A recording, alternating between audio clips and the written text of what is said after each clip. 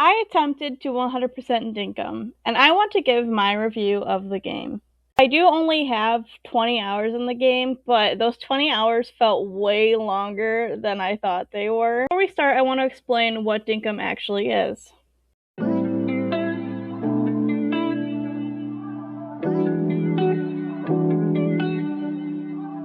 Dinkum is an Australian farming game set on an island.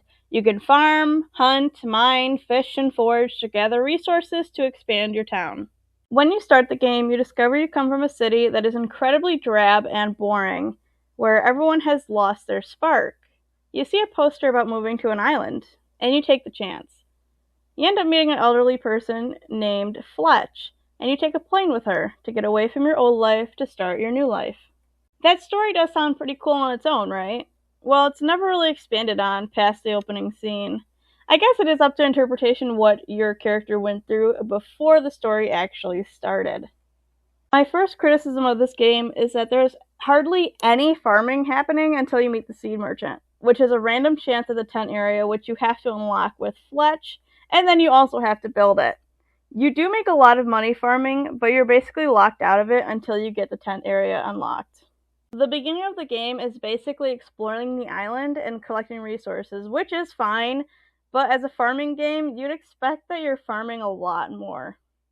Another point related to this topic is when you're exploring, you have to forage for food around the island, which isn't a problem on its own, but some of the fruit you can find doesn't fill up your stamina, so you're left with only like one food option until you can gain access to weapons to kill the animals around the island.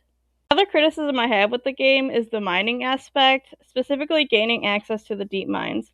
It took me forever to gain access because I could not find the parts required to build the deep mines. When I finally gained access to the mines, I was extremely disappointed. Maybe I didn't have a good spawn, or maybe I just didn't understand what I was looking for, but there was not a lot of ores and really nothing down there at all. I thought the monsters down there were pretty cool, but I don't think the mines were really worth it. Moving on, I felt that the NPCs were really difficult to befriend and have to move onto your island. The only one that didn't require friendship was Theodore, which he is only useful for collecting bugs and fish as he ran the museum. NPCs required the player to complete quests to gain friendship, but if you didn't complete the quest during the day, by the end of the day you'll lose their friendship. Sometimes the quests were really difficult and close to impossible to complete because sometimes the player doesn't have access to the resources needed for the items the NPC requested. Also, the NPCs really didn't have any personality whatsoever. Like, they really didn't pull your heartstrings at all when you interacted with them. They're just there to sell you things, and that's not necessarily a bad thing, but when you're doing quests and trying to win them over, it really doesn't feel worth it in the end because all you're gaining is their shop and nothing else. For example, in Stardew Valley, the NPCs have a lot more personality, especially when you give them liked gifts, disliked gifts, giving gifts on their birthdays, or completing events with them, like the Christmas event. In Dinkum, you really don't have that option. I mean, you can give gifts on their birthday, but it really doesn't change their dialogue options that much. In Stardew Valley, you are given events of different characters once you reach a certain heart level with them, which you learn more about their personalities and what they think about, like what they like. Like, for example, Emily, she loves fashion. She puts on a fashion show for the town.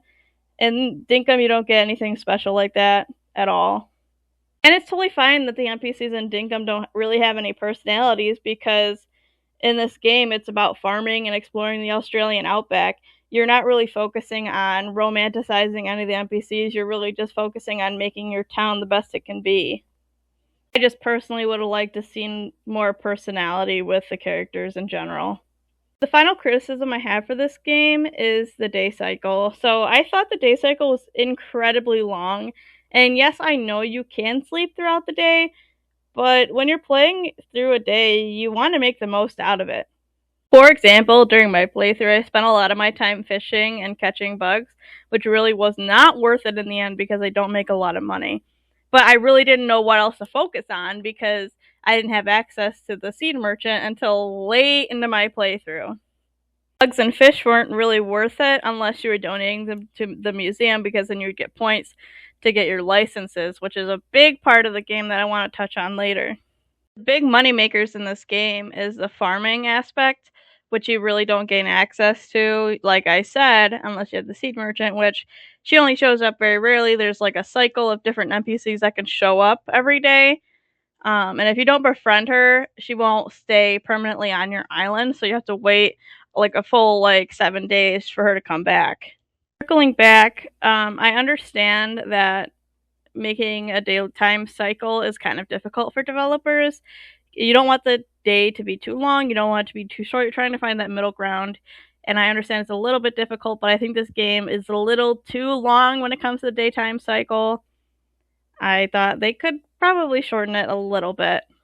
In general, I don't think the length of the day completely ruined my experience, but it did make me feel like I overall wasn't making enough progress in my goal of 100%ing the game.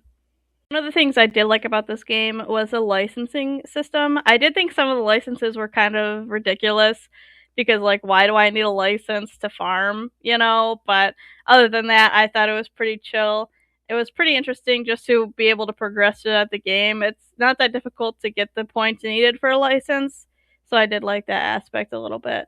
The museum actually ties in to the points you earn for your licensing. When you collect bugs or fish, you earn points when you donate them to the museum. As somebody who likes to collect things, I like this aspect of the game because I love to be rewarded when I'm collecting things. I mean, who doesn't love the dopamine you get when you're collecting things and you're rewarded for collecting those things? Overall, I did not have a good experience with this game, but that doesn't mean you shouldn't check it out. If you enjoy games like Stardew Valley or Animal Crossing, you will definitely enjoy this game. I'm just not a person who enjoys cozy games like Dinkum. I would give this game a 3 out of 10 personally. Thank you so much for watching the video all the way through. If you enjoyed the video, please give it a like and consider subscribing. I post Steam game reviews every Tuesday, and I would love for you to check out some more videos in the future. Have a wonderful rest of your day.